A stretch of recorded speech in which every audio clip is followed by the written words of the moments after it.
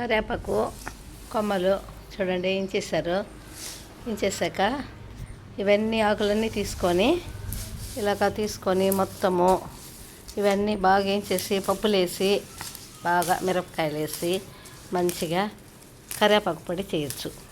కరివేపాకు పొడి దోశలు ఇడ్లీలు వాటిలోకే బాగుంటుంది, ఇంక దేనిలోకే బాగుండదు.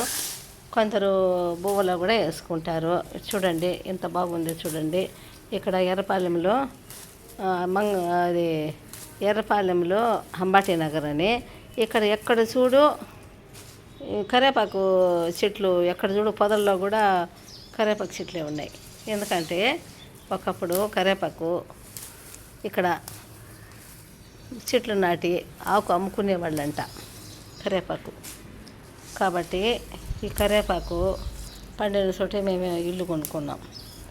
బాగుంది చూడండి. ఇవన్నీ కూడా ఆరోగ్యానికి మంచిది. కరివేపాకు ఎంత బాగుంది, మంచి స్మెల్గా ఉంది.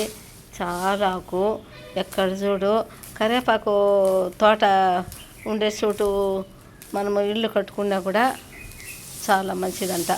కరివేపాకు తోట అంటేనే మహాలక్ష్మి అంటారు. ఎంత ఆకు ఉందంటే ఒక ట్రాక్టర్కి వేసుకోవచ్చు. పొదల్లో చెట్లల్లో తీసుకొని ఇంటి దగ్గర తీసేసిన ఆకు ఇది.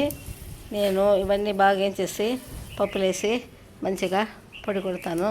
పొడి బాగుంటుంది. ఇడ్లీలోకి వేసుకోవచ్చు, దోశలోకి వేసుకోవచ్చు. చాలా బాగుంటుంది. మనం ఎమర్జెన్సీగా ఏమి చేసుకోవాల్సిన పని లేదు. చాలా టేస్ట్గా బాగుంటుంది.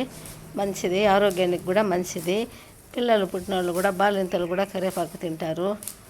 కాబట్టి కరివేపాకు ఒక మంచి ఔషధం అనే చెప్పుకోవాలి.